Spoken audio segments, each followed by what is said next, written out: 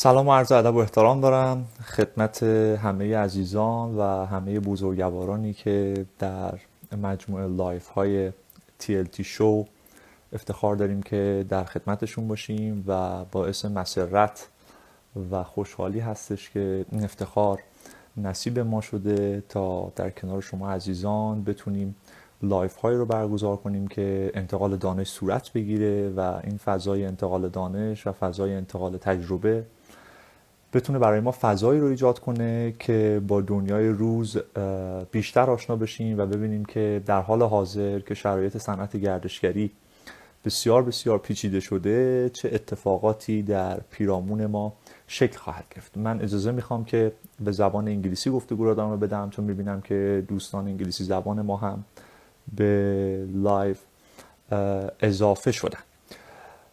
At the beginning, I highly appreciate all the participants who have joined the live. This is a great pleasure to have you all here.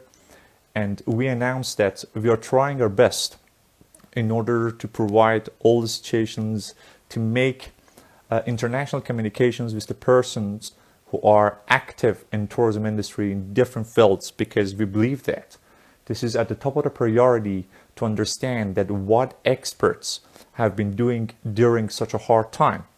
Another issue is that on the basis of different activities that different experts have been doing in tourism industry, it's really important to satisfy our curiosity about the solutions during such a hard time, COVID-19. Not only during the COVID-19, but also to understand what we can do, to understand what the best possibilities are and what actions we can make in order to reach a very good final conclusion.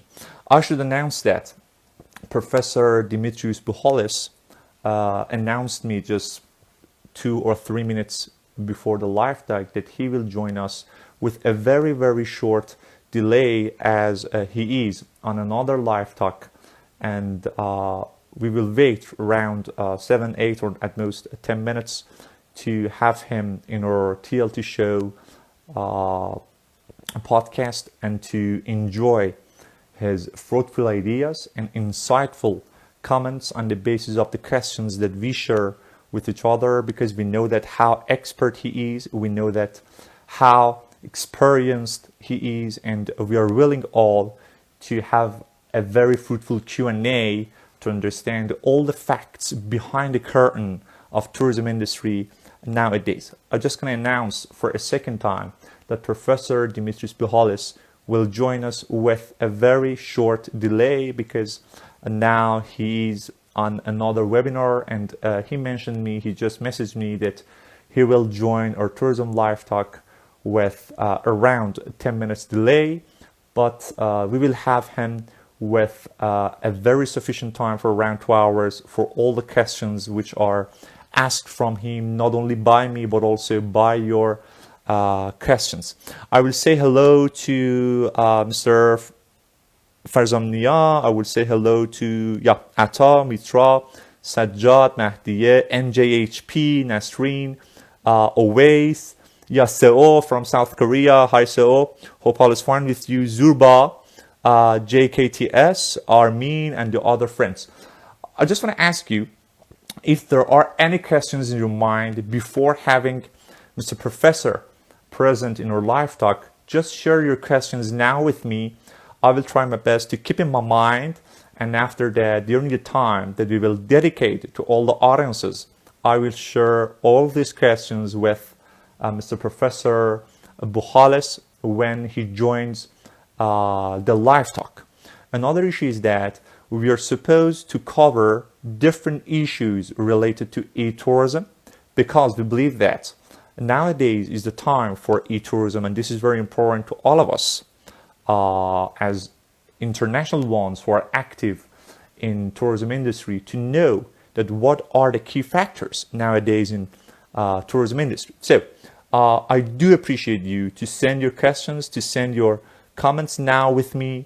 I will try to keep in my mind. Also, you can send all of these questions to my private box, as when Professor joins our live talk, like usual, I will block the comments. I will turn the comments off. So in that case, I can have those questions, the favorite ones that you will release in my queue box, in my question box, and after that, I will ask from Mr. Professor Buhalis. As you know him, as it is shared on posts, a very experienced person, a very knowledgeable person, a person for the first time who wrote a book about e-tourism in the world, also the establisher and the founder of online tourism college in Bournemouth in Britannia University.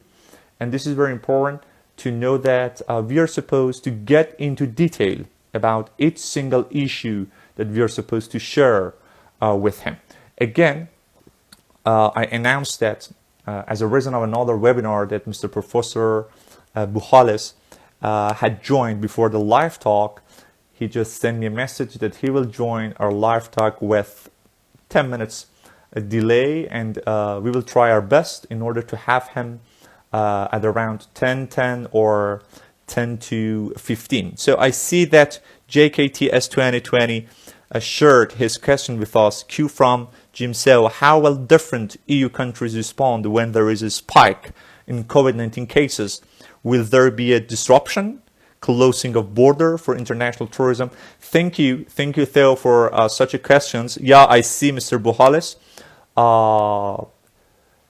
Yeah, great. Let me invite directly Mr. Professor Buhalis to our live talk because I see him available now to have him with his insightful ideas with such a live talk. We really appreciate all the participants who have joined our live talk, and we are willing to have Mr. Professor alive in our tourism live talk show. We are waiting for Mr. Professor to join. I've sent the invitation to him because I've seen him that he's alive now, and I'm just waiting him to accept the invitation message in order to start the live talk with one of the most important experts in tourism industry nowadays in the world. Mr. Professor, if you hear me, I would appreciate you to push the button and join our live talk. Thank you, Professor, because yeah, waiting for Professor Buhalis to join us because now, yeah, let me just send again the message to Professor. Yeah, I think maybe Mr. Professor is facing a kind of internet connection. Yeah. Thank you. I see even Mitra has sent a kind of comment. The important thing for us finding way to find a solution in such a critical situation. Yeah, thank you, Mr. Professor. I would like, yeah, great. Let me send the invitation again because I saw him join the tourism live talk now, and I'm just willing him to accept the invitation which I've sent. Yeah, just for a moment, let me send the invitation for a third time in order to have him back during our live talk, because as he mentioned just some moments before the live talk, he said that he was on another webinar, and as a reason of that, he would join to our tourism live talk with some minutes delay, but now I've seen him live. But meanwhile, I'm receiving your questions, I'm receiving your comments, and I'm reading all the comments and questions since Mr. Professor will join, because I found him alive now. So great. Abbas, welcome. H.Nazar, welcome. Mitra, welcome to the live talk. Miss or Mr. Azizi, welcome. Owais and Mr. Bakhtiari, we really appreciate you to join our live talk. Also, Zahra, we are happy to have you here on Instagram. Mr. Jahangiri, the same. We are happy to have you now in our live talk. I just want to announce for the third time that as Mr. Professor was alive on another webinar, he just mentioned some minutes before the live talk that he will join us with some minutes delay, as he said, around 10 to 12 minutes. So I think that we will find him live just in some seconds or some minutes later. But in the meanwhile, I'm waiting to have your comments as the audiences, your questions, as a CEO from South Korea sent his questions, and I found the questions very, very fruitful in order to be asked from Mr. Professor. I just want to release my request from you to share your questions, to share your comments, as you're supposed to have Mr. Professor Adeline, if I'm not making it wrong, joined our live talk too. I really appreciate all of you to show your patience in order to have Mr. Professor connected with us.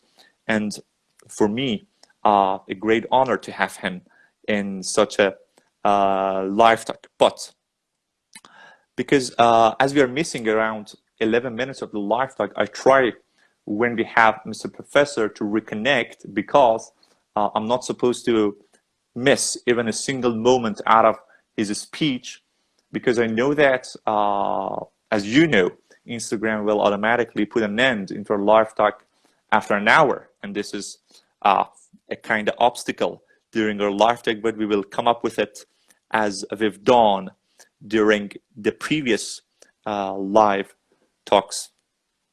What changes medical tourism will face after coronavirus? Miss VH, I would appreciate you to connect your questions to e-tourism on the basis of Mr. Professor expertise. In that case, this is a great opportunity to ask him the questions related to e-tourism, as his expert is based on such a field. Yeah, H.Nazar, if I'm not making it wrong, happy to be in this live talk. My great pleasure to host you all in such a live talk, because I know that how willing you are, how enthusiastic all of us we are to hear his insightful ideas, his flourishing comments on the basis of the Q&A between he and I, and also the time that we dedicate to you in order to release your questions. CEO and Nazar and the other persons, even Miss VH, I will appreciate you to send your questions to my question box, because I'm not going to miss each single of your questions. So when you send your questions, when you send your comments into my question box, I can keep it as a record, and I will ask from Mr. Professor in the time that we will dedicate to all the audiences. Yeah, great. Mr. Professor is alive now, and I'm just gonna invite him to the live talk. Thank you all for your patience. Now we are having Mr. Professor live in Tourism Live Talk. Great, Professor. Hello. Professor, can you hear me? Professor, I see you that you are alive, and I've sent you the invitation. Yeah? It's getting connected. We're just waiting to have Mr. Professor, because I see Tourism Live Talk, and yeah, Mr. Jahangir, please talk about e-tourism and cultural heritage-based tourism in your live talk. Another great idea. I try my best in order to do such a point that you have made. Yeah, fortunately, I will make it. Yes, Professor. Let me send the invitation again for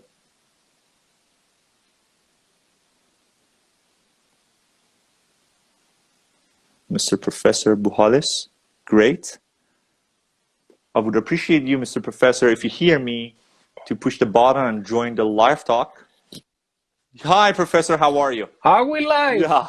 I'm very good. I'm really sorry I'm late. I had an appointment which I couldn't, was delayed, and a whole range of different things happened. So I do apologize, but I'm here now. I'm with you. This is a great pleasure. I need to make sure. I need to make sure that I've got the computer right in one place, so I can. So it's all about. Okay, how about Great. Let me tell you one that? important Okay. issue. Let me tell you one important issue. As you know that I'm a huge soccer fan, Mr. Professor. My calendar announced that in 30 minutes later we will have Everton-Liverpool match, such a derby in Britain. Am I right? Okay. I have no idea. I don't follow football. I'm rather too busy with tourism all over the world. So I'm sorry I cannot entertain football with you. Great. But I believe you. I trust that you're right. You're very good. How's everything with you, Mr. Professor? Is everything all fine? I it has been a very crazy time because of whole range of issues, uh, including my mom was quite ill and then eventually she died in March, and then because of coronavirus everything has become much more difficult. And then I've been trying to work with people from around the world to develop the tourism industry and engage in a whole range of different initiatives to support the restart or reignite of tourism. It's a very strange period for me because I'm not traveling. Normally I travel about 150 to 200 days per year. It has been really complicated, the fact that we're in a position of not traveling. But because of that, I've been connecting with a lot of people over electronic means, like yourself, and actually I'm doing a lot of webinars all over the world where people really desperately need to find out how we can develop the next day. And normally I would, in this kind of period, I would have been in China a lot, in Taiwan and China, this particular period, but I'm not. I cannot go. So I'm going everywhere electronically, which is a little bit strange. But Great. yeah, So it is a kind of initiative by e-tourism which is such an opportunity for all of us. At the beginning, accept my condolence because of your mother death, and after that, accept my condolence because of thank you. all the people who has died as a reason of excruciating COVID-19 all around the world, in Britain, in Greece, and other nations. This is a great honor and this is a great pleasure to have you here, and I really appreciate you to accept my invitation in order to join a Tourism Live Talk.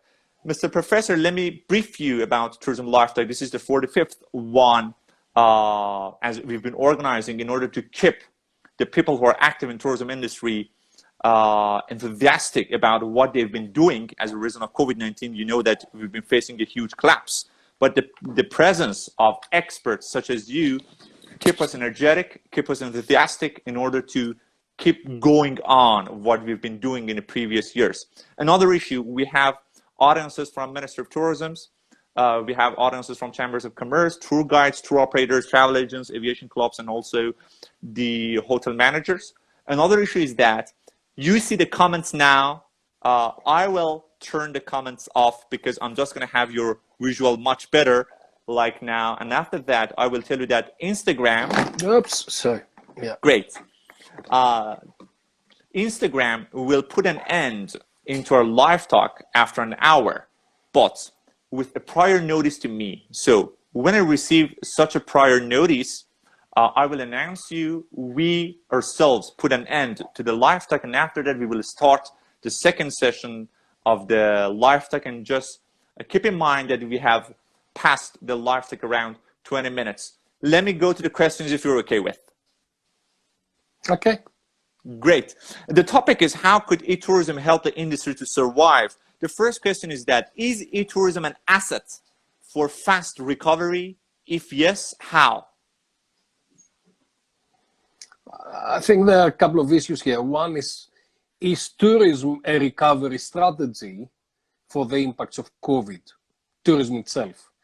And in the past, we've seen that tourism has been very good at supporting industry and supporting governments around the world to develop a range of initiatives to ensure that economies are coming back to normal faster than before. So tourism is part of it. Tourism is extremely resilient, and it's always part of an economic development, specifically for peripheral regions and for insular regions. This has been the case in many situations where a lot of economies who have suffered in the past have been helped by tourism. In this particular occasion, tourism has suffered a lot. It's not the only industry that is suffering, but actually a lot of people see tourism more than other industries. So a lot of people are telling me, look, tourism is in a really bad situation. Nothing is nobody is traveling. Everybody is having a really difficult situation. In reality, a lot of other industries are equally suffering. For example, car manufacturing. Nobody is buying cars right now. The oil industry, we've seen that for the first time ever, they are paying you to get oil.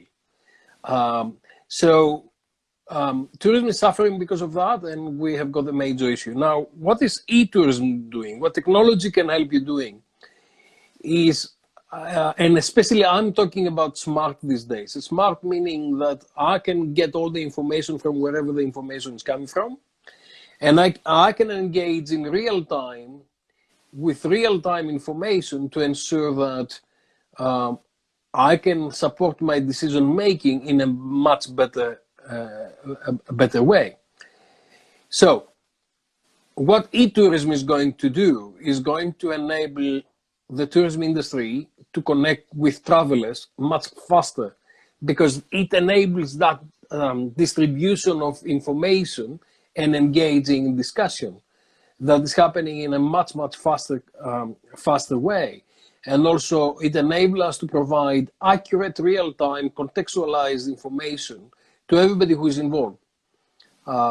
So one of the big things right now, and it's not very well coordinated, is when are flights going to start? And you can see that airlines are planning and they're announcing and they're selling tickets on some occasions without the permission of the country that they're going to fly to, or without the permission of the country they're flying from. So Ryanair and EasyJet, for example, they are announcing flights and they're selling tickets to many places where they are not yet allowed to do, but they do it in anticipation that that's something that's going to happen. So what technology is going to do is it will enable us to have real-time, accurate information from everybody who is involved out there to make sure that we engage in that kind of development and support the tourism industry to communicate with consumers and consumers to engage and get accurate information. Having said that, it is actually, technology is the infrastructure. It's the companies, the governments, that they need to decide how they're going to do these things and how well they're going to operate those things. So the fact that you may have technology does not necessarily mean that you're going to do it properly.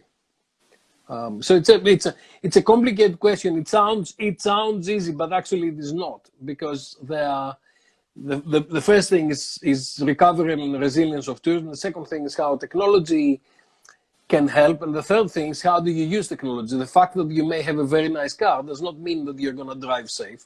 It's how you drive that makes what's going to happen.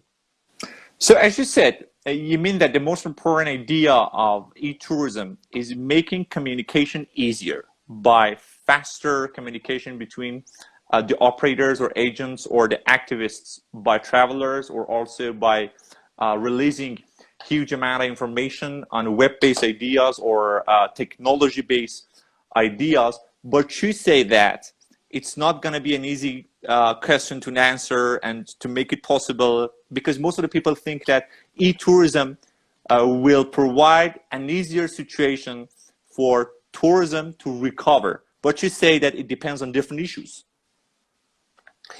Well, first of all, e-tourism is really supporting organizations to manage their assets and their resources better. So that's the first thing. The first thing is internal. The second thing is then the communication, the distribution, the engagement with all the different stakeholders. And the third thing is, when you start looking to the Web 2, it's all the reputation, it's all about managing social media. It's all about engaging with everybody on the global basis. This provides the infrastructure for things to happen, but that is not necessarily it's not how people are using it. And I keep bringing this analogy about the car. You may have a fantastic, wonderful car that's very expensive and all the rest of it. If you don't know how to use it, you'll probably kill yourself and you'll kill others. So technology is great to the degree that you know what you're doing with it, and to the degree that you can develop internal systems to have accurate information on what's happening, to have extranets where you communicate with the different partners, and you've got the ecosystem working together, and then you've got the whole internet, and you've got the social media and everything else to engage with all your customers and operate on globally with everybody else who is in that ecosystem. So the fact that you've got e-tourism does not mean that you're going to do well. Now, having said all that, given the COVID situation, you've got three areas. You've got the place of origin, you've got the destination, and then you've got the transit region. So if your customers are coming from a place that's quite heavily influenced and suffering from COVID, like the UK or Sweden, no matter what technology you have got, you'll have major problems attracting your customers because the demand is not there. And you don't really want to have customers that they may have a high percentage of coronavirus. You know, they are not, is more than one. Because what's going to happen is that they're going to come to your beautiful country and they're going to affect a lot of people, and then you're going to have closed downs, and you're going to have all kinds of things. So you are looking at the place of origin. You are looking at the destination. So you really need to look into the destination and say, look, what are we offering here? What kind of tourism do we offer? What do we expect people to do? Do we expect a lot of people to go to the mosque and pray? Or do we expect to have a lot of people in the market? Or do we have small groups that are going up on the mountains, or they're going into cities and they are taking precautions? I just spent a few hours in London, and everywhere there are signs, keep 2 meters away. In some places it's impossible because the pavement is so small that you cannot have 2 meters. And I've been to Iran before, and I know in many places you cannot be 2 meters away. So you really need to think, do I really want tourism in this situation? What kind of tourism do I want? Are the tourists going to pass the virus to me and to my people, to my employees, to my shop owners, to my hoteliers, and then to my mother, to my father? Should they have this kind of tourism in this situation? And equally, the tourists are thinking, should they go there, and what's going to happen to my health and my safety? Am I going to go and so, and a lot of those things are not related with technology, but technology is the infrastructure that enables us to manage the situation much, much better. Thank you. Thank you. Great ideas. Mr. Professor, how could e-tourism assist destinations to promote themselves during and after the crisis regarding new normal situation, if you believe the idea of new normal? How could destinations use e-tourism to promote themselves? Well, I'm talking about smart these days, which smart means that I'm getting all the information in real time. I'm connecting from everywhere, and I'm collecting all this information and disseminate this information. And I'm helping people to co-create experiences. So it's really about understanding how technology will enable us to bring together all the information in real time, then personalize, contextualize, individualize all the information, and provide them out to people that they need them.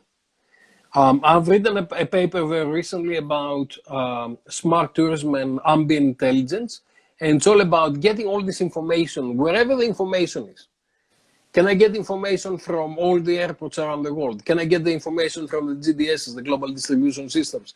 Can I get information from all the hotels to understand what's the occupancy level, what kind of offers they've got, what kind of business they can do, and then develop new products based on particular needs. You know, when I came to Iran, one of the things I wanted to do was to understand why Iranian carpets are so expensive and so wonderful. So I asked my friend to take me to a place, and I said to the guys, look, I'm not going to buy a carpet, but I really want to understand why is the carpet so expensive and what should I look at a good carpet. And the very nice guy explained to me that the carpet takes a year to be made and takes 1 or 2 people working on it. And he explained so many things that I had no idea about, and I was very grateful about. All of those things, there'll be a lot of people like me that they've got a very, very particular interest. And I had a particular interest on carpets. You are interested in football. Some other people will be interested in other things. So once you have that kind of interest, then you develop mini segments of people that are specialized, that they've got a very, very particular interest in something. And then you're using technology to connect them with the experts. You know, if you take me to the best footballers, I would have no idea who they are, and I wouldn't have anything to discuss with them. If you go to Liverpool, you meet the guys and you'll have a great things to talk about. I would like to go and meet the person who is actually doing the carpet and spend a day with her, looking into exactly how they're doing it. So you understand individualization, personalization. You try to understand what is this particular person would like to do and engage with them in that kind of level. So do you mean that each destination should adapt themselves with e-tourism and to understand what they want to take out of e-tourism in order to promote them better, if I'm right? Out of tourism, not out of e-tourism. E-tourism is the infrastructure. E-tourism is like your car. You really want to know what do you want to do with the car. And then the car is the tool. The e-tourism is the tool to make sure that you facilitate tourism.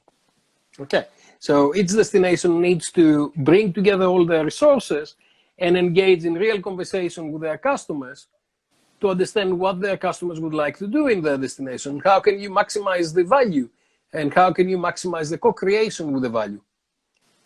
So in that situation, what you do is you are connecting everybody and you're engaging with everybody and you're trying to maximize the benefit that you've got, the benefit and the value that you co-create with everybody who is involved in the ecosystem. Great. The point is here that, do you think that nowadays the industry, the tourism industry, is making a good use of such infrastructure, as we believe it's e-tourism, in order to recover, or no, they're not getting it 100% correctly? I think the first one is the recovery. I think we're still in the COVID situation. We are not recovering yet. We are part of the emergency. We are still in the emergency situation. And the emergency situation is quite complicated because we need to make sure that we deal with the virus and then go to recovery. A lot of countries are trying to reopen, and I hope that everything will be fine, but I think we're going to have problems very, very soon, because when people start traveling a lot and they're engaging in kind of activities that they are not necessarily done the way that they should be done. For example, if you go to a restaurant, would you always have 2 meters away? Would they always, the waiters, would they always cover their face with a mask, and they wear gloves, and they'll understand the protocols and they'll follow it? I don't think it's going to happen. And don't forget that tourism is an industry where we come to, close together. We engage in close conversation. So we are not in the recovery yet. I think some countries are looking to technology and they're using the technology to inform everybody and to engage with that. I think many countries are dealing with that in a political way, which means that they're not necessarily providing all the information out, and they are not engaging in honest conversations. And I think a lot of countries are primarily focusing on the economies, and they are trying to restart the economies faster than COVID allows. And we've seen the impacts that has got in the US, in the UK, in Sweden. It's really, really bad. I mean, probably it's one of these things that I'm proud to be Greek by origin. In Greece, we have 190 victims so far from coronavirus, which, of course, it's something that's really sad because 190 people have died. But in the UK, it's more than 60,000, according to the Financial Times. So it's really, if you prioritize economy over people and life, then you suffer. And actually, what we see from Sweden, not only life suffer, but also the economy suffer as well. So we need to respect the virus. We need to respect the virus for the time being. Until we've got a vaccine, we need to respect the virus. We definitely need to respect the virus, but there are two ideas, as you know. One of the ideas is that we will start the recovery in post-COVID-19, the time that we have no idea about that when it comes. Another idea is that we are facing a new normal. People learn how to travel during COVID-19. People learn how to live during COVID-19. And some of the experts believe that in the new normal, that when COVID-19 is living, we do traveling. In that situation, if we take it that for such a long time we will have no vaccine for COVID-19, okay, what should we do? How we can use such infrastructure as e-tourism to help tourism? This is another great idea that I'm supposed to focus on, that in a new normal situation that people are supposed to travel during COVID-19, what we should do and how could such infrastructure help the tourism to recover faster? I'm sorry, I'm not very optimistic, and I'm sorry I'm not really. A lot of people are pushing to restart tourism in the new reality and do the things that we're doing. When you go out in the market, when you go out in the restaurants, when you go out on the beach, when you go out to the mosque, you find a lot of people who have not realized how dangerous the whole thing is, and how and they don't take precautions. And quite often, in climates which are quite hot, we're supposed to have a COVID is supposed to be a little bit more better in a place where they've got hot climate, but equally it makes much more difficult for people to operate if they wear all the protective equipment in 35, 40 degrees. It's quite complicated, it's quite difficult. So as far as technology is concerned and e-tourism, it's really about providing real-time information, engaging people. There are some applications that are emerging in the marketplace where they're putting an application in your mobile, and then your mobile is tracking where you're going. And then it is also tracking who are you going with, how long are you staying with who else. But the only thing that these things are doing is that if 4 days later, because the problem is that you may be asymptomatic for the first 4 or 5 days. And what that means is that on the 8th day, on the 9th day, when you become symptomatic, then we say, okay, where has Mohammed been in the last week? Who has he met? And then we call them and we ask them to isolate. This is the level that technology can actually help us for the time being. It's not more than that. A lot of the tests are not reliable. So some people are calling for the test to be done 2 or 3 days before they travel. I'm afraid the tests are not reliable yet, but I shouldn't really be talking about COVID because I'm not qualified to do so. I'm not a medical doctor. But the situation is quite difficult. What technology is helping us to do is to provide real-time information and engaging with people to actually do what they're told. Now, if you're China, and if you're the government of China, your your people follow what you tell them because that's what the Chinese people do. If you are in Iran, in Turkey, in Greece, in Italy, in Spain, in the UK, I'm not sure that people will follow what their governments will say. And we see that every day. We see that every day. So, technology can help in providing real-time information and understand what's going to happen and predict and customize, personalize, contextualize. So you may say, look, I've got 2 regions in Iran that they are very low in COVID, domestic, okay? And their R0 is very low, and therefore I may allow them to travel between those 2 regions. Or I've got another country that has got a very low R0, and I'll create what they call a bubble or a corridor. So countries will exchange. So Greece and Cyprus for the time being, that kind of thing. Or I'll get countries that they are neighboring and they've done similar kind of level, and they've got similar level of health protection, like Germany and Austria. And you can say, okay, I'll open the border and I'll allow this to happen. It's really complicated. It's not a matter of technology, I'm afraid. Technology helps us as much, but it does not really gives us the solution to engage, to sort out COVID on the short term. Great. So on the basis of your ideas, to be realistic, technologies is keeping the tourism alive rather than helping it to recover, because it takes time for finding the vaccine on the basis of the ideas that you've shared. Great. Professor, what are the most innovative travel ideas which you see during COVID-19? Well, I talked as soon as COVID appeared, I came up and I said to people, brace, brace, brace. I said, look, we're going to have a very difficult time. There is no question about this.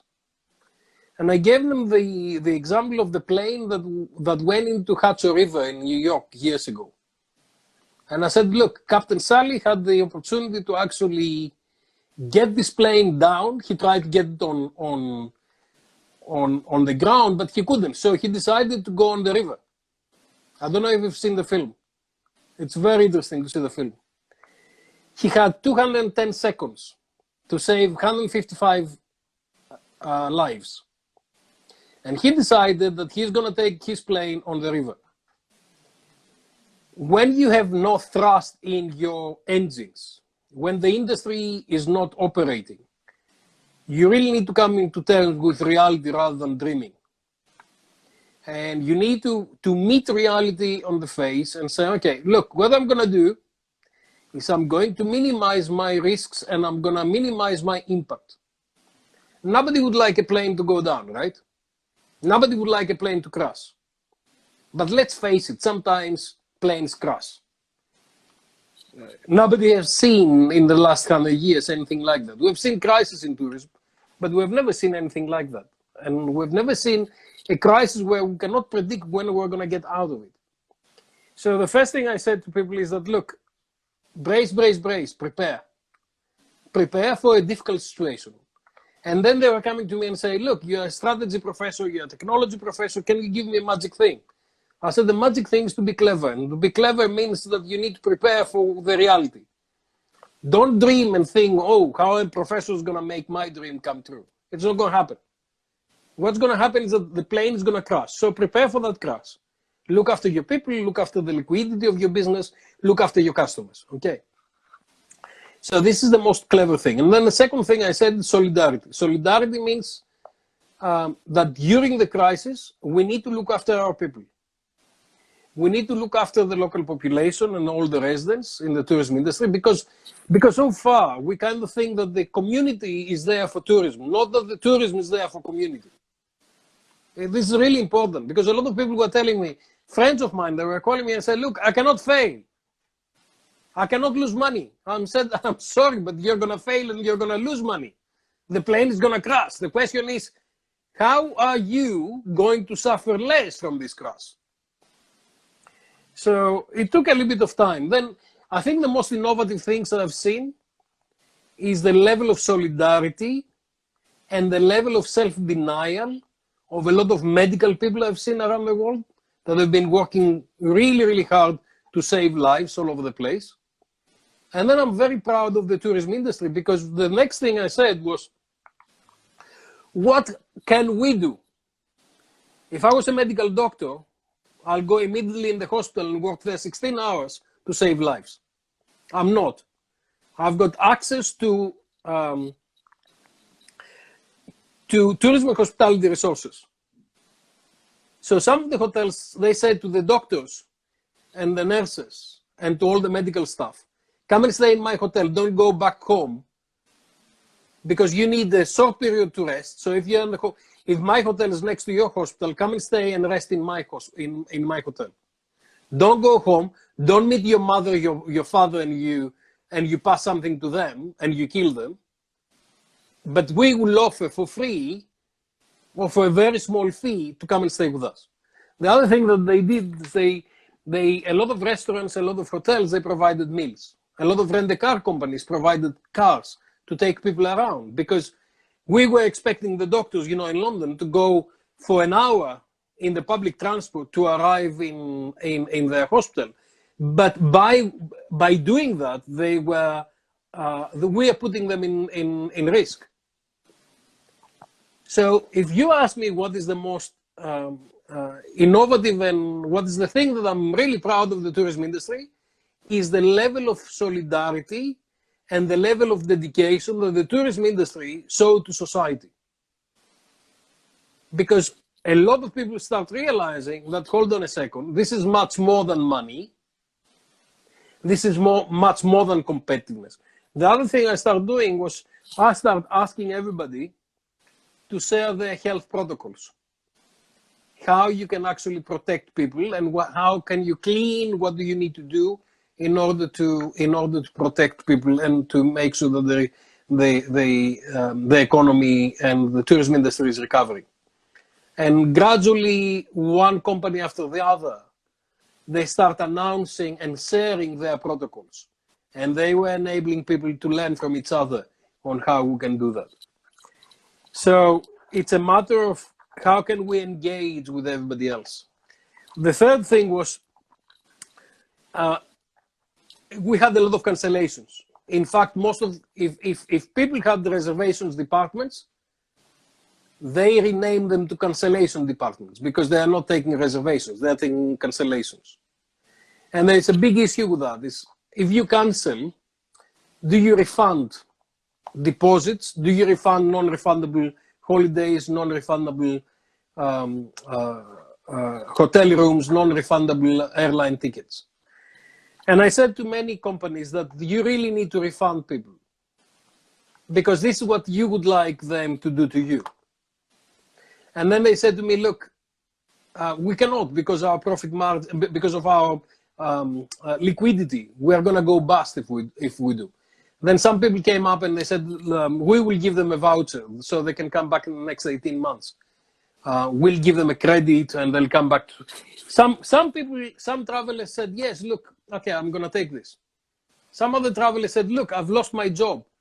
In the UK, there's 600, during COVID, there were 600,000 people who have lost their job. A lot of people may have not lost their job, but they have lost their income because they are maybe barbers, or they may be electricians or hairdressers or whatever. So a lot of people were in a really difficult situation. So the third thing I was really proud of was when people started understanding their customers and they said, look, it's not your fault. I know you like us. And everybody who has actually done that, customers went back and they said, thank you very much. We appreciate that. We'll come back as soon as we can. And those people who said, no, you cannot have a refund and you lose your money, the customer said, look, you are inhumane. We don't want to do business with you. We'll never come back to you. You'll have all the bad word of mouth from us. So you have to make a choice. Great. Mr. Professor, when we talk about innovative ideas during hard situation, something comes into my mind.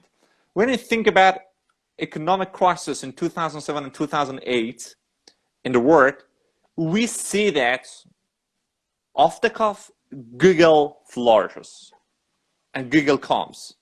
And such innovative ideas during one of the hardest time in economic situation in the world comes out. Should we look for such innovative ideas in tourism, which is technology based, or no? Yes, I think what has happened, and it's not only in tourism, but it's in everything. Digitization is on steroids right now. What happens is that people that they never thought that they'll use technology, they were using technology because they are locked in their homes for 2 or 3 months. So we've got things like e-learning. Most of the universities start teaching online.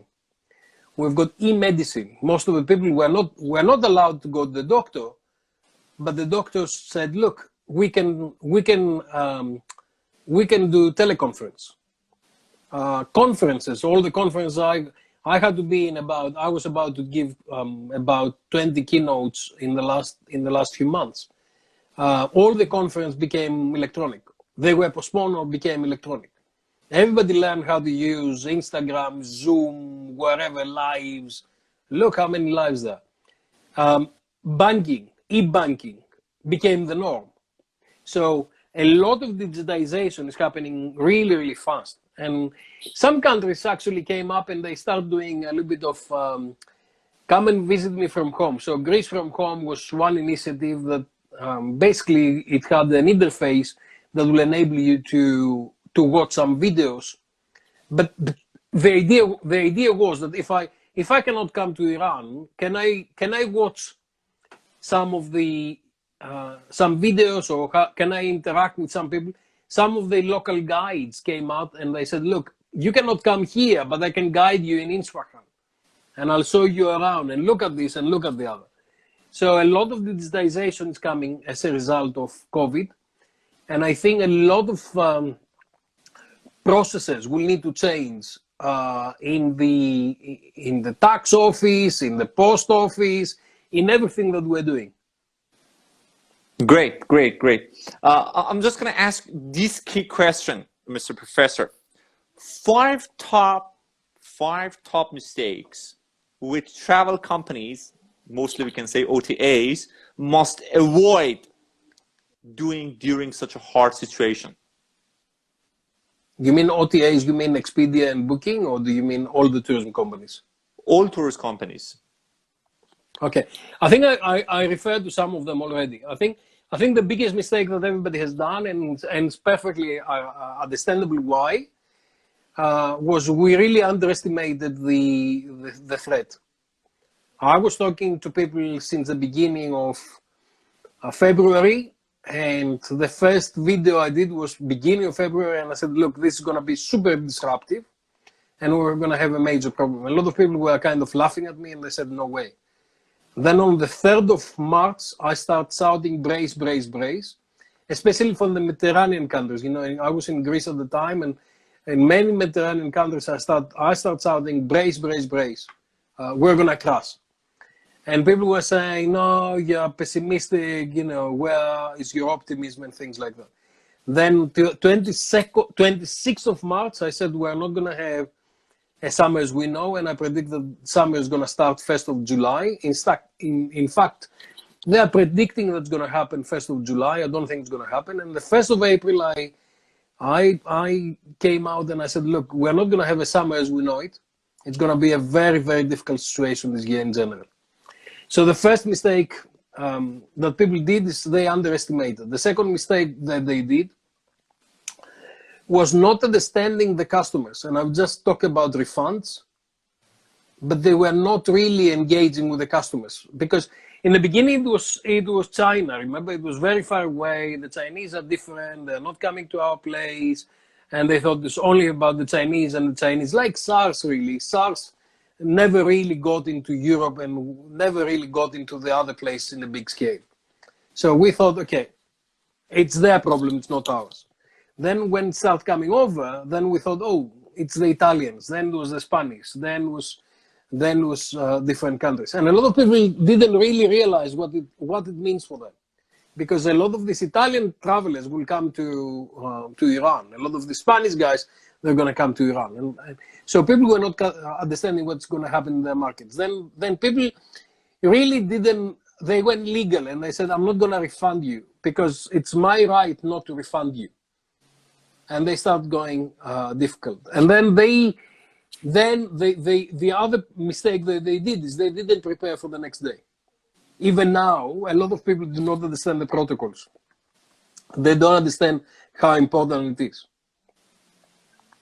And I think the final mistake is that we kind of feel that we're going to go back to what we left behind.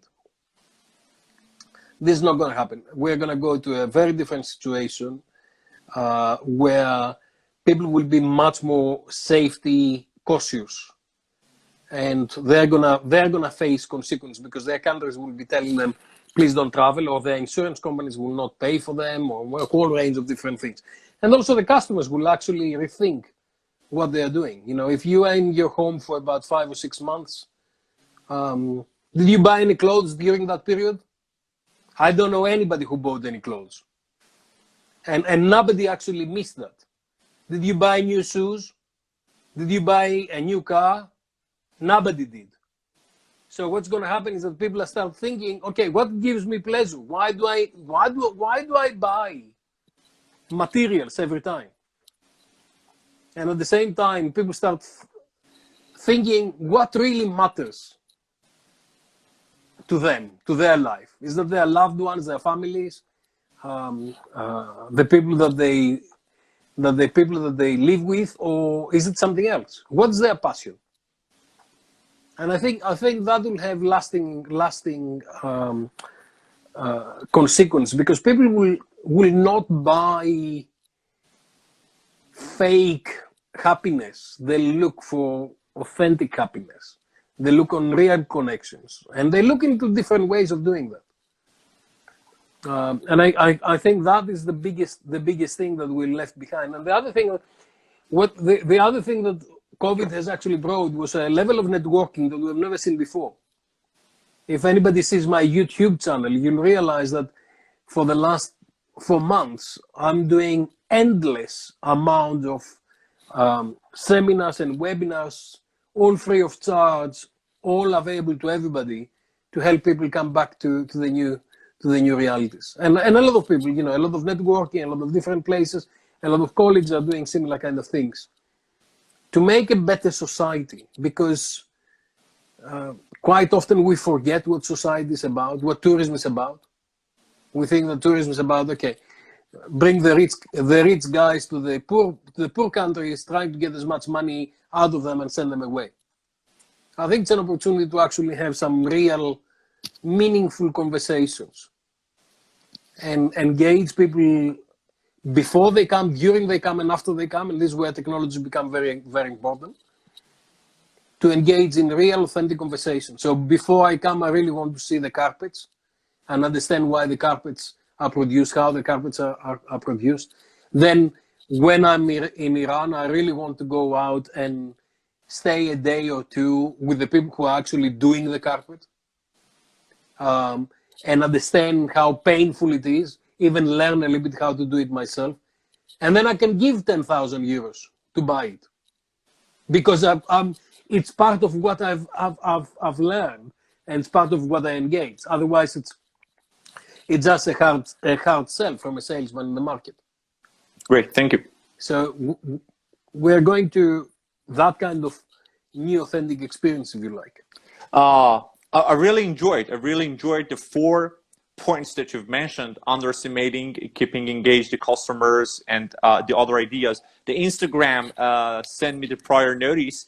In 40 seconds, it is supposed to put an end to our live talk automatically. I will ask my questions in the second session. When I put an end now, after 1 minute, Mr. Professor, we will come back to continue the tourism live talk. And at the end of the second session, we will dedicate the time to the audience's questions. You will have 1 minute, Mr. Professor, to have a glass of water, and after that, we will come back. Great pleasure to start the second session of episode with Professor Dimitrios Buhalis. I really appreciate all the audiences to join to our Tourism Live Talk tonight. Such a great ideas that I've heard on the basis of the last questions. Some people have been underestimating. People should get engaged with consumers. Also, the others provide fake happiness.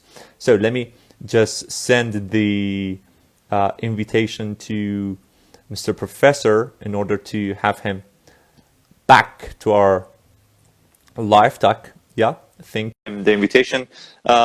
Jane, welcome. MJHP, welcome. Ziba, Atta, yeah. Hi again, Professor. Yeah. I got a glass of water, we're good. Yeah, great. I'm here. Wow, such a glass of water. Yeah, this is what we call a pint, and you need a pint when you're doing these things. My throat gets really, and the funny thing is that when my throat gets dry and I start coughing, people think, oh my God, he's got COVID. No, I don't. Yeah, great. Such a great idea as you've shared when I asked you the question that the 5 things that, better to say 5 top mistakes which travel companies must avoid doing during such a hard time. At the beginning, you said underestimating. Mr. Professor, not only in Iran, but also in international market, I know the companies who've been investing hugely for post-COVID or for the new normal situation. And on the other hand, you say that keep the customers engaged. Another issue was that you've given me a word, a very nice word, fake happiness. It becomes too hard to separate these ideas with each other. Should I invest on promoting, or it means underestimating? Or no, when I'm doing promoting, it means providing fake happiness. These fruitful ideas make me somehow get mixed up. Look, I'm a professor of marketing, right? But I expect that your work promotes what you do. It's not the promotion, it's not the advertising. It's, especially in our business, is the magic moment. It's the moment when people come together and you've got the seller who has got something to offer, it's a story, it's a resource and whatever. And then you've got the buyer who has got needs and wants and expectations. And what is our objective in marketing is really bridge the two things. So what you have got, what we promise and what we engage people in conversation with is what we need to deliver on the other side. So what we need to do is we really need to concentrate on delivering the best possible value within the individualized, contextualized, and personalized kind of environment. And we need to do that in real time. So we need to understand who is the customer, why the customer is there, what's their context. Are they with their family? Are they with their mother who is disabled? Are they with their daughter? Are they with their son? Are they with their friends? Are watching football? What is the context? Why are they there? What value do they try to create? When you go with your friends to see football, it's a very different traveler than if you go on holiday with your mother. So we really need to understand all these things, and we really need to engage in that kind of conversation in real time and provide suitable solutions, if you like. And I talked about real experience. The real experience is, have you ever done have you ever been to a destination with a tour guide? Are you a tour guide yourself? I was for 8 years. Okay. So quite often a tour guide has got a story that is taking you in 2.5 hours across 6 sites, tells exactly the same things every day. He's so bored because the same thing day in, day out. Doesn't care who is next to them. Just say the story. It's like reading the book. Do I need a guy to do that? No, I've got this. I've got this and I'm going around, and this is much better actually than the guide. Why? Because this can be in my language, it can be in real time, it can pick up all kinds of things. What does a guide have to do? The guide has to connect. You know, every time I'm with a guide, I said, okay, don't tell me the story, I'm not interested. Tell me about you. Tell me where you go. Tell me what's happening here. Tell me the things I really want to know. And you tell me a little bit of the story, but it's not really, I'm not here really for the story. I'm here for connecting with people in real time, real experiences. So what is the importance of the guide? The guide is really about creating empathy with consumers, understanding why someone is there. Did they have a good time or a bad time? Why are they traveling? Who are they traveling with? What's the purpose of their travel? That is the beauty of what we do. Okay. Whoops. Great. But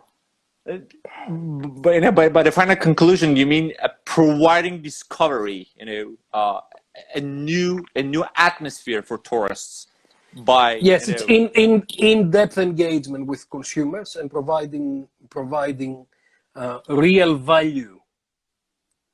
It's really psychology. I understand what my customer wants, and I provide exactly what my customer wants. Let me take the communication closer to OTAs. You've given us ideas about companies. I just want to ask you that. Are there any differences between tour operators and travel agents by OTAs during such a hard time, or for after such a hard time, like Expedia, Booking, or other OTAs that we know? I'm not sure I understand the question. The question is that we've talked about the operators, the companies, the agents, the people who are active in tourism industries. I just want to ask you that those 5 top mistakes, are they different for OTAs or no? They would do such a mistakes too. Everybody makes these mistakes. The key difference is who takes risks. OTAs are retailers. Okay. So if we're talking about Expedia, Booking.com, they've got shelves. They are like supermarkets, but they do not own the product. The supermarket buys the rice before it gets there. The OTA doesn't buy anything. The only thing that they buy is the infrastructure that they're using. Tour operators are different because they already buy some of the elements, primarily airline seats. So tour operators have got the risk of airline seats that it's not flexible. Travel agents are like OTAs, in fact, because they are retailers. They don't hold inventory. So in a way, it doesn't matter for them if they don't sell the product. It matters that they don't get the commission. But tour operators are wholesalers. So they buy elements of the travel experience. So in that sense, they're in a different situation.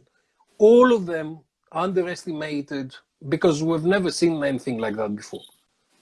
The people who knew a little bit better how to deal with that was in Asia, because they've seen SARS and they've seen some of those places. People in Hong Kong, people in Taiwan, people in Singapore, people in China, they were better prepared to deal with that.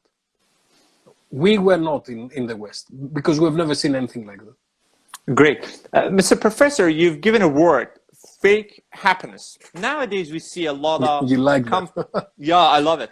Nowadays, we see a lot of companies, they've been doing a huge promotion in order to promote their destinations, their activities. They release health protocols and other things. Do they mean fake happiness or no? It's a manner of getting the customers engaged. It depends how you do it. I don't expect anybody to go out and promote happy days. 450,000 people have died in the last 3 months. And I think we need to respect that. A lot of people have actually, if you're in Italy, if you're in Spain, if you had more than 30,000 dead people in the UK who have gone, so it's quite difficult. I think what we need to promote is come and escape, come and get out of your house, come and breathe, come and see beauty in nature, come and rediscover yourself. I think this is the line of promotion that we should be doing. The promotion should not be a happy promotion. It should be a release promotion, relief. I really want to go out and breathe again. It has been really, psychologically, it has been really difficult for people. And a lot of people have actually suffered mental health, and many people have actually lost loved ones. And they need some space to come back to their reality. I've divided the market in 4 groups. The first group is the 4 segments. The first group is people who are shielding, meaning that they are behind the shield and they are trying to escape the virus because they're probably older or they've got other illnesses or they're more afraid. Then the second bit of the market is those people who have been really badly hit financially. They've lost their job, or they lost their income, or they lost money from their investments or whatever. Then it's another group, the third group, which is the smart travelers, that they're looking to what's going to happen. Let me see if Spain is going to open. Would they have major issues? And if not, okay, let's go there. And they're looking what's special offer, what's happening out there. And then there's a fourth group, which is kamikaze. Kamikaze means that they don't believe on the virus, they don't understand what's all about it, and they'll go out and they'll do things. And the kamikaze travelers are the most dangerous travelers because they may not respect the rules. They may not respect the responsibility, they may not keep the distances, they may not use the masks, they may not do a whole range of things. And they'll put themselves, other travelers, the tourism industry, and the local population in danger. This is really serious. And until we are in a situation where we can control the virus throughout the world, these guys are going to be really difficult. And we see them in many places. We hear about stories about people who are not following the authorities, and sometimes you cannot blame them because they are asymptomatic, so they don't know that they've got the virus. So the Greek chief epidemiologists were saying that we all need to behave like we have got the virus, even if we don't. To be safe within the society, we all need to behave like we had the virus. And I think that is really important. Now, going back to technology will help us monitor, understand, trace, do some of these things, but also it will enable us to actually go into what we call mixed reality and blended reality, which may mean that I may do some travel activity, but I may do some other travel activity virtually. So I may not go to Iran this year, let's face it, because that's a reality that you're going to face sooner or later. But I may go and engage on some of the videos, or I may send a message to my friend who is running a small hotel, say, look, we are not coming this year, but let me give you $200 as a deposit for next year to make you survive, okay? Or we'll ask our tour guide to actually do a virtual tour with us. And they go around and they stream and they say, look, this is what this. So these are small things, but we really need to manage this time. And we need to manage this time and go to the next stage. Great. I was supposed to ask you that what is the most effective way of travel promotion today? You've answered. Great. Now this question. I think don't promote. I think don't promote. I think engage with people and say, look, we know how difficult it is for you. If you feel safe and if you feel that you can come, you should come. You should also tell them what you have done to make sure that your place is secure. Take some of the pressure away, and say, look, I was saying to a hotelier that I'm helping. I said, look, a lot of people are not really concerned about your hotel and when they get into their room, because they feel that I'll be there and they'll be sanitized, and if not, I'll clean it myself and everything will be fine. What they're really concerned is coming from the airport to your hotel. So I said, look, what you need to do is you need to employ a taxi driver who is going to follow the protocols and say, you are not on your own. As soon as you arrive at the airport, Mahmoud, the taxi driver, will be there. We've cleaned the taxi driver in the same way, like your room. And we will look after you. The minute you step out of the airport, you are in my protection. Okay. So it's not about each individual business, but it's really about selling trust. Trust is the currency. It's really important to make sure that people understand and they buy trust. Great. As we've talked about the promotion, and we've talked about digitalization, I just want to go into one of the case studies of one of your books. And this here. How a company with over 100K customer on a spot could be bankrupt. Which company was that? How a company with over... yes. Yeah. But which company was that? Was it Thomas Cook or someone else? Yeah, exactly. Well, first of all, companies are going bankrupt, not whether they've got customers in their books or not, but whether they add value or not.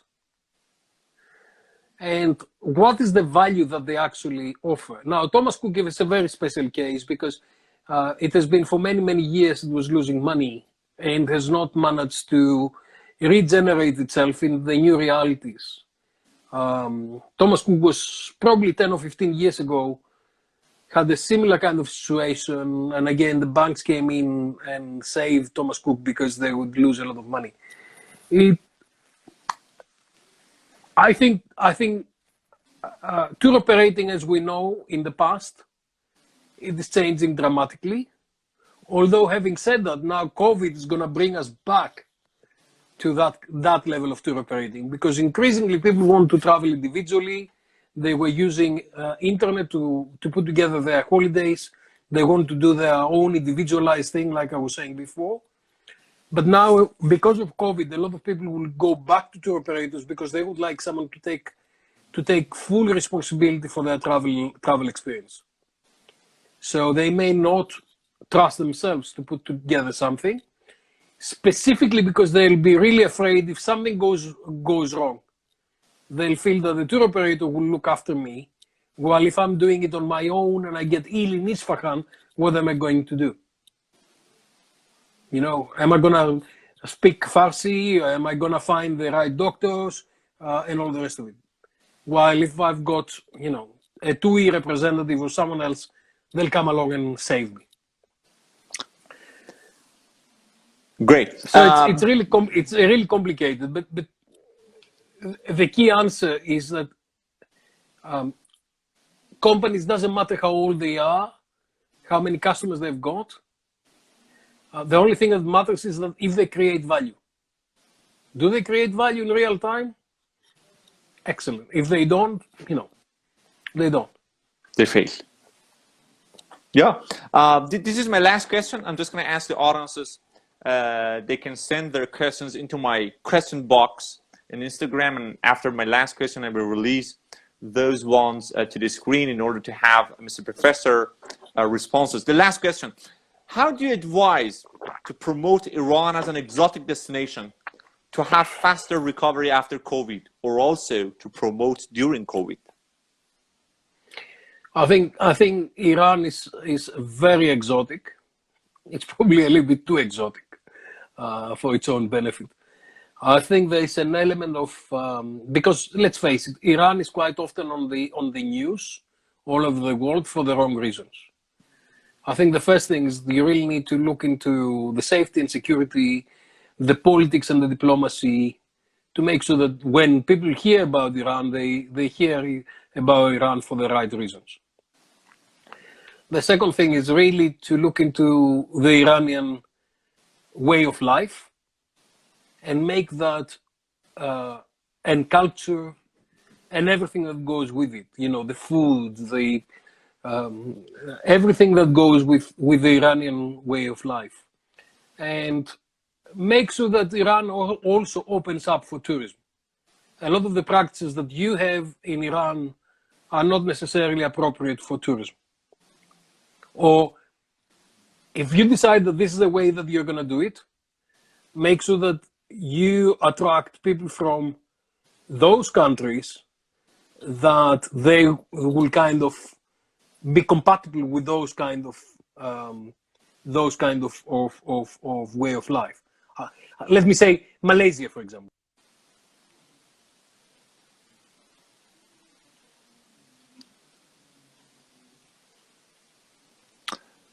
Mr. Professor, I have missed your audio and visual. I think maybe a kind of internet misconnection has happened. Mr. Professor, I think your internet I think we've seen just misconnection from Mr. Professor. I'm just going to invite him again to join back to the Tourism Live Tech. I will appreciate all the audiences to release their questions. Please send your questions in English in order to be possible to share it on the screen. We really appreciate you. Let me have Mr. Professor right now here to Mr. Professor, can you hear me? I'm back. Yeah, yes. Great. You were answering my last questions about. So I said, look, first of all, Iran needs to find out and define what kind of tourism it likes. And I said, it's a political issue and it's a diplomatic issue, and you need to address this as far as international tourism is concerned. The second thing is you really need to define what kind of tourism you like, because if you like tourists from the United States, from the UK, from France, from Italy, all of these guys have got different requirements. And you may like to decide as a society what kind of tourism do you like and what kind of norms would you allow in Iran.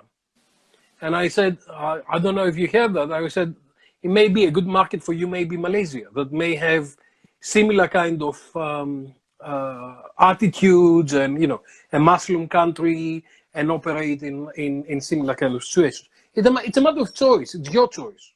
What you do and who are you compatible with. But you really need to be clear about that. And then I think you really need to release the resources and to meet the local people and to have the real experiences. I keep talking about the carpet. I don't know if are you based in Tehran? Yes, I'm based in Tehran.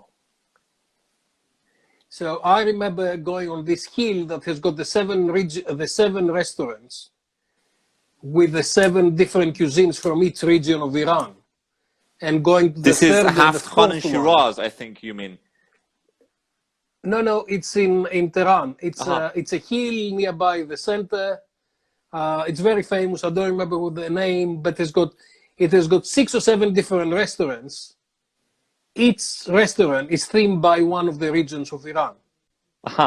And my friends took me to the 3rd or the 4th up on the hill, and we had a fantastic meal, and we had a very nice sisa, and we had a wonderful time with Iranian friends. And when I was teaching in Iran, my other students, they took me to a very nice restaurant which nearby a river, and absolutely wonderful kind of place. And they were explaining to me all your gastronomy. and they were explaining to me all their culture. And this real, I was very privileged because real Iranian people were taking me out and they were showing me real Iranian experience. It was not I was going on a bus with another 30 tourists going somewhere. And I think this is the kind of beat that people would like to see. They really like to see the real Iran. They really like to see the real Persian culture. And they really like to engage with you guys in kind of meaningful experiences. And understand, you know, enjoy your baklava and all your beautiful food. Enjoy your culture, enjoy all the artifacts and all the artifacts that you are creating. And you know, I'll tell you what's my biggest, my most treasured experience from Iran. When my guide in Isfahan went to bed 10 o'clock at night, I went walking around on my own and I crossed the bridge on the riverbed. Because I saw where the Iranians were going and I was just following them. And I just spent 2 hours listening to Iranian music under the bridge with my feet into the water, into the river. This is absolutely wonderful. Nobody will ever tell you this. But this is what the real travelers, that's the meaningful experience. Okay. And I think you have got so rich culture that you really need to bring out, but you really need to think first. What kind of tourist do you want, and how open would you like to be? How can you engage with all this situation? Because not all tourism is good tourism. You really need to decide what you want to do as a country. Yeah, one of the most important problems that we have is that most of the operators, agents, they just stick into architectural facts rather than intangible cultural heritages, as you talking about, like handicrafts, like gastronomic heritage and culinary heritage. The other the other ones, the literature, the religions, but and other that is the opportunity. That is the opportunity of e-tourism, where people who understand, you know, young guides, people who understand, and they educate themselves. They create their own brand. They create their YouTube channel. They've got the Instagram channel, and they invite people and say, "Look, I'm gonna be your friend in Iran for 5 days. How long are you gonna spend? I'm gonna spend it with you. And I'm going to accompany you into those things, and I'm going to show you those experiences. And when we arrive, I'll say, look, what I'm really interested in is carpets. Okay, we're going to go and look into carpets. And this is what you're specialized in. And you're going to come along and say, look, I'm really interested in football. And the local guide say, look, my friend or my cousin is playing at the football club, and I'll get you to go and play with these guys one night. Wow. Imagine you come to Liverpool, right? And everybody in Liverpool gives you the same tour. This is the building, this is the building, this is the building, this is the music of Liverpool. Thank you very much, goodbye. You'll be bored, fake. Imagine that someone says, look, Liverpool is playing. I know that you're interested in football, and I've arranged you to meet those people, and you're going to do that and that and the other. Wow. Yeah, thank you. Let me go to the audience's questions. Such a question here. Please let us know a travel promotion technique which you usually never share it in public. Very interesting. Don't promote. The most interesting technique is that you do not promote. You make your customers promote. You make your customers advocates. Because nobody believes you. When you go to the market and the salesman says, hey, buy this is the best thing ever, da, da, da. Do you buy it? No. Because this is what the salesman is doing. They're promoting. But if someone says, look, I went to Liverpool and I went to that place and this guy was amazing, they'll do the promotion for you. So what I do when I'm helping organizations develop their marketing is to create advocates, people who talk on their behalf, people who share their experience, and they manage to kind of advocate for the companies. Oh, great. I will appreciate the audiences to send me the questions in English in order to be possible to share on the screen. Professor, they say that if we are supposed to promote Iran, we have no power to control the diplomacy or political issues. But as a tour operator, what we should do on the basis of the technology rather than digitalization? I mean, I think that they're supposed to mention social medias or website. It's the same thing. It's really about creating experience and showing the experiences to your travelers. Explain to your travelers what they'll do when they come there. And the other thing is start specializing. You know, not everybody is interested about the same thing. Some people will be interested in carpets. Some people will be interested in perfume. Some people will be interested in handicrafts. Some other people will be interested in all kinds of things that you know. I really want to find the best baklava in Iran, and I really want to come and go into a baklava tour, and I really want to learn how to cook baklava myself. So most of if you really look on the tour operator websites, you have seen exactly the same website 300 times, exactly the same attractions that people are saying, yes, you're going to have first day, you're going to do that, second day you'll do that, third day you'll do that. If you find the baklava tour, please let me know. I bet that you cannot find.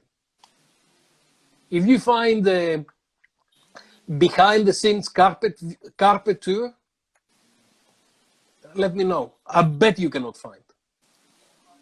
So you really need to find how are you different, and how can you actually attract people that have got some particular interest about you. Great, thank you. Dear Mr. Professor, it's around 1 hour and 30 minutes that we have you on Tourism Live Talk. We really appreciate you to accept my invitation. We really enjoy all your responses, the fruitful ones and the insightful ones. We hear your last sentence now. I think, first of all, stay safe and look after your people. Show your solidarity. It's what tourism is doing for community, not what community is doing for tourism. This is really important. Technology is supporting us, is the infrastructure. Technology is not, it's a tool, but the technology will not replace good practice or bad practice.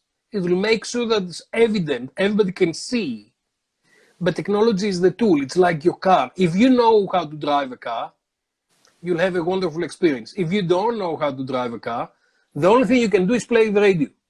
And then you say, you know, the car didn't give me good pleasure. So it's all about understanding the capabilities of technology on the Web 1 environment, the websites, the social media, and increasingly what I call smart tourism. Read some books.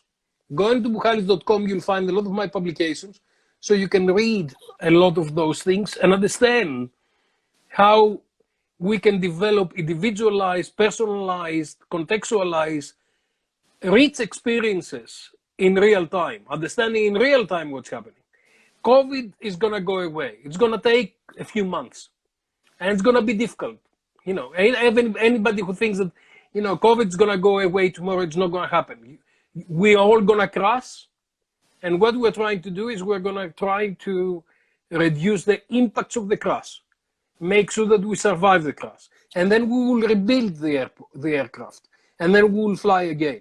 So the critical thing is not to crash in a really bad way and you get out. Don't kill yourselves by trying to attract tourists too quickly, and don't kill your parents, because quite a lot of people who are in tourism in Iran are quite young, but then they're going home and they see their older parents. And then you'll kill your parents if you're not careful. So make sure that COVID's going to take some time. It's a time that we need to be very careful. It's a time that we can use to educate ourselves, invest in learning, understanding what we can do, build the technologies, work with the people from the universities, with the young guys who have got technology skills, develop your tours, go out with your cameras, create a YouTube channel and say, look, I'm only going to do the baklava tour of Tehran. I'm only going to do the Isfahan after 10 o'clock at night. Be different. Can you be different? Can you show the world how to be different? Can you connect with people from outside? Do you use TripAdvisor forum to actually see what people are interested? This is the kind of stuff that we need to do. And this is an opportunity now with COVID to network with all the people that we are like-minded. Let me show you football in Iran. Okay. And let me connect with people who are interested in football. If you come to me with football, I have no interest. I'm not interested.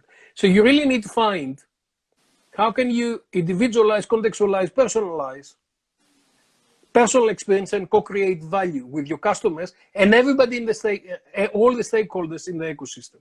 Once you've done that, then you'll be flying. And it's not about technology. Technology is the tool. It's all about agility. It's how clever you are, how smart you are to use technology. Thank you. Mr. Professor, can I ask you a favor? You can. Yeah, because as I said, you hear your last sentence, but there is a very, very nice questions here I'd like to ask you, if it is possible. They say that let's assign you as a, that's right, let's assign you as a head of tourism organization in Iran. What would be your first step for expanding the market after COVID period? I think the first thing is really to understand what resources you have got and look at the variety and the richness of resources you have got and make sure that your resources are becoming evident in the world. Create demand for your place. Iran is a secret place. A lot of people don't know what they'll find and they hear bad things. They don't hear good things. Once you go to Iran, you look into the real experience. You look into, you go to the different areas. You go to Shiraz, you go to all the regions. Tehran is not the most exciting place in the world. I didn't like it too much. I'm sorry, but I didn't. But you really need to find what are all the beautiful places and what are the resources that you've got. And you've got something that's called underground Iran that a lot of people will be interested in exploring as well. So engage in real experiences. Engage in real experience. And once you've got the real experience with real people and treat tourists as a friend, you're a very friendly country, but quite often you treat tourists as tourists. Okay, they'll come, they'll stay 3 days, they give us $500, move next. Okay. The minute that you start treating tourists as guests, and the minute that you share the real heart of Iran, that's the minute you're winning. Great. Thank you so much, Mr. Professor Dimitrios Buhalis. A great honor to host you in Tourism Live Talk show, and we really learn out of your insightful ideas. Thank you so much, and wish you all success. Keep safe, but connected. Thank you so much. Have a great time. Take care. Yeah, bye-bye. Bye-bye. We really appreciate all the audiences to join our Tourism Live Talk with Mr. Professor Dimitrios Buhalis. I think it was a very, very fruitful episode during all the live talks which were held. I really appreciate all the questions which were shared by you, and also we are thankful to your presence and watching us. We try our best in order to share ideas. We try our best in order to transfer the knowledge, and also to keep the international experts communicating with Iranian ones and vice versa. Hope you enjoy. Hope you have a great time. Let's stay safe, but keep connected. Have a great time.